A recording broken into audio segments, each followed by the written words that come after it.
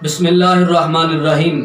معزز سامعین، آج انتہائی اہم ٹاپک کے ساتھ آپ کے سامنے حاضر ہوں۔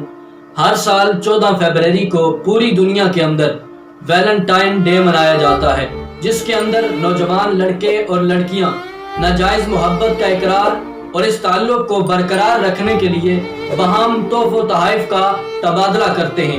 تو آج میں آپ کے سامنے یہ بیان کرنا چاہوں گا کہ ویلنٹائن ڈے کا پس منظر کیا ہے اور شرعی طور پہ اس کی حیثیت کیا ہے، تاکہ ہماری نوجوان نسل اس کی حقیقت سے متعارف ہو کر اس پلیدگی سے اپنے آپ کو محفوظ رکھ سکے۔ کہا جاتا ہے کہ 3 صدی عیسوی کے اندر رومن بادشاہ کلاڈیس ثانی کے زیر حکومت ایک پادری کام کرتا تھا۔ کسی نافرمانی کی وجہ سے بادشاہ وقت نے اسے جیل کے اندر بند کر دیا۔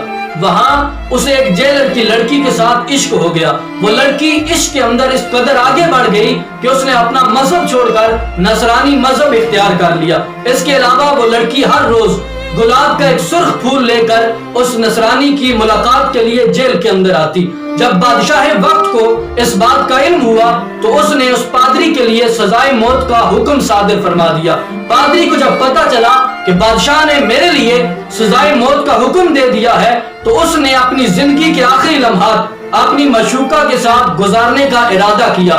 اس لیے اس نے ایک کارڈ لے کر اپنی محبوبہ کی طرف بھیجا، جس کے اوپر اس کے دستخط یہ تھے کہ یہ مخلص ویلنٹائن کی طرف سے آپ کو ارسال کیا جاتا ہے۔ بالآخر 14 فروری کو اس پادری کو سزائے موت ہو گئی، اور اس وقت سے لے کر آج تک مغربی ممالک کے اندر اس پادری کی یاد میں اس کے نام سے منسوب 14 فروری کو ویلنٹائن ڈے کے طور پہ منایا جاتا ہے۔ اس تہوار کو منانے کا انداز یہ ہوتا ہے کہ نوجوان لڑکے اور لڑکیاں باہم بے پردگی اور بے حیائی کے ساتھ آپس میں ملتے جلتے ہیں۔ تحف و تحائف کے لین دین سے لے کر فحاشی اور عریانی کی ہر قسم کا مظاہرہ ہوتا ہے۔ ایک رپورٹ کے مطابق کہا گیا ہے کہ پاکستان کے اندر اس دن فیملی پلاننگ کی ادویات باقی دنوں کے مقابلے میں سب سے زیادہ فروخت ہوتی ہے، اور ان کی خریداروں میں نوجوان لڑکے اور لڑکیوں کی تعداد ہوتی ہے۔ اس کے علاوہ گفٹ شاپس اور پھولوں کی دکانوں پہ عام دنوں کے مقابلے میں